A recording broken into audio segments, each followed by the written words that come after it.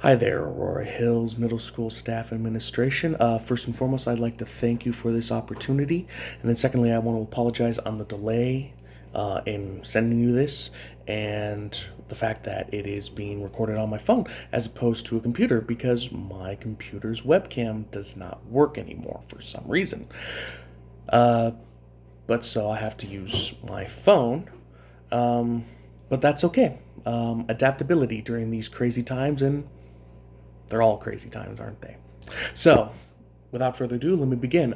First, let me introduce myself. I'm Robert Samuelson. Um, one of the easiest things you should know about me is that I have two great passions, among many, but one of those is history and social studies, and the other is teaching and seeing people learn. So, several years ago, I thought, why not make a career out of these two great passions? So, I went back to school, graduated from Colorado State University in 2018, and now here I am. A few other important things you should know. Got married in 2016, and currently, right now, have an 18-month-old son. And my wife is pregnant with our second son, and she's due May 1st. So, we're going to have two crazy boys. And it's a lot, but my son is currently my whole world right now. So, without further ado, here I am. Let us begin. So, in terms of a cartoon personality, this was actually one of the hardest questions I have ever seen. It took a lot of time thinking, and my wife actually had to help me out. She was listing off cartoon characters. I was thinking, like, is it Peter Griffin of Family Guy? Is it Philip Fry from Futurama? Bender from Futurama? I'm like, I have some personality traits. But then she pulled up a list of cartoon characters and found Bobby Hill. It's not Bobby Hill. It's his father, Hank Hill. That I seem to have a lot of personality traits and relate to a lot of. In simplest, first and foremost, Hank Hill is a hardworking blue collar guy. I'm a hardworking blue collar guy. I have a strong work ethic.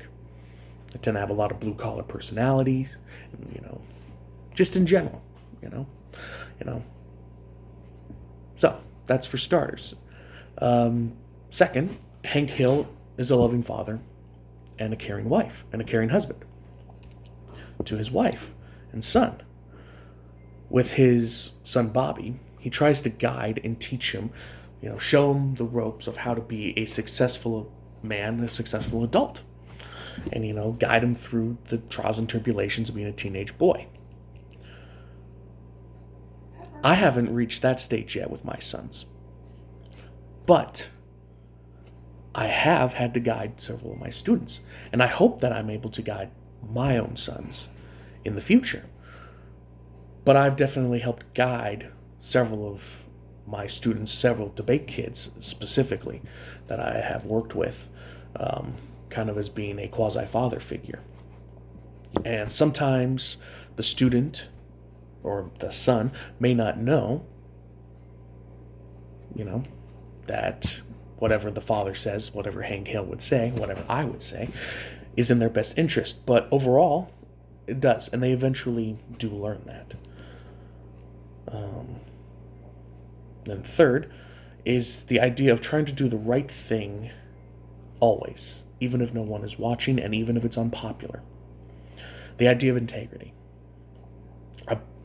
Hank Hill has integrity.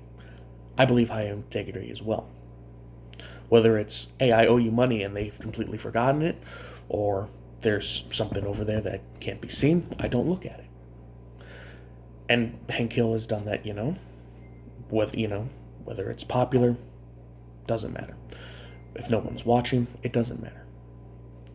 And it's the idea of integrity, which ties into the fourth reason, which is the idea of being a voice of reason. There's a lot of chaos in the world and a lot of chaos in Hank Hill's life. There's different voices saying to do certain things that may not be correct to do or the right thing to do. And Hank Hill always says, we got to do the right thing. You got to calm down. We'll do it this way. There's times in my life where I've had to be the voice of reason. Students, debaters, within my own family, I'm oftentimes a voice of reason amongst kind of the chaos of life.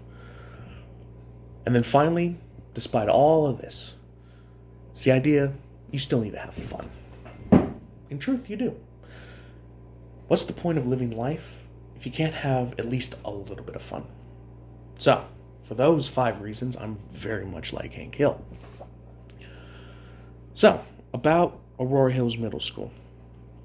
In all honesty, I don't know too much about you, but I'm willing to learn. That's the main thing. So, interesting thing though is my wife is actually a former student of Aurora Hills Middle School. She attended through 6th and 8th grade through the IB program. That's the reason why she attended instead of going to Aurora North, which is where she was supposed to go into other than joining the IB program. And then once I told her that, oh, hey, I have a potential interview at Aurora Hills Middle School, she said, oh, she started looking up about it on her phone. She's like, they have a new building. And she's like, well, they're still the Mustangs. So that's what I know about Aurora Hills Middle School, but I'm always willing to learn more. And I'd love to learn more about Aurora Hills Middle School. And now, tying into that, why should I be trusted to teach the students at Aurora Hills Middle School? Why should the families of the students at Aurora Hills Middle School trust me to teach them? I think there are 3 key reasons. 1, I have experience. I have 1.5 years of subbing. I have half a year student teaching. I have about a little less than a year of teaching at Sunday school. And I have over 4 years of being a debate coach. So dealing with teenagers for 4 years in an after-school setting, not even in a classroom setting. So all of that experience is a great boost. I also received a lot of praise and a lot of respect as a substitute teacher. I've had several students be like, you are our favorite sub.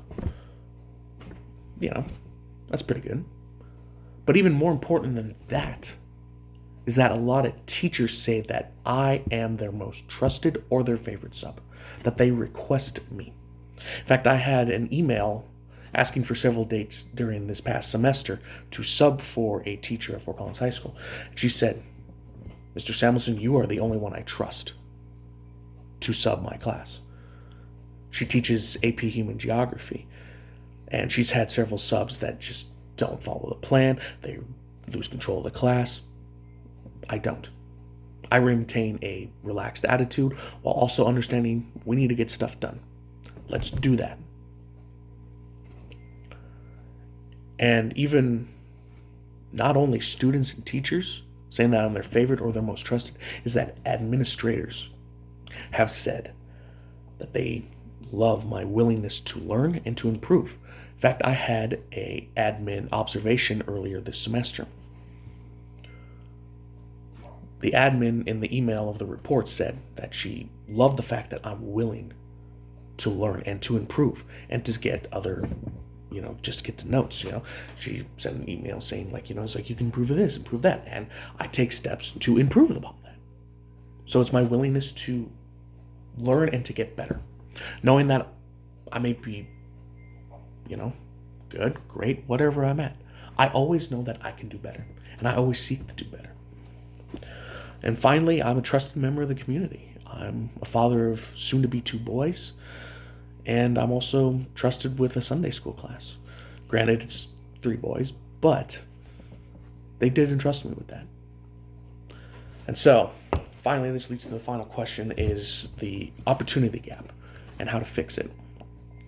So, the opportunity gap is similar to what they used to call the achievement gap, which is there are several factors out of the control of an individual, such as socioeconomic status for a student primarily, that lead to certain groups of students not being as successful in the classroom and then in the long term, post-school, in their career and all that.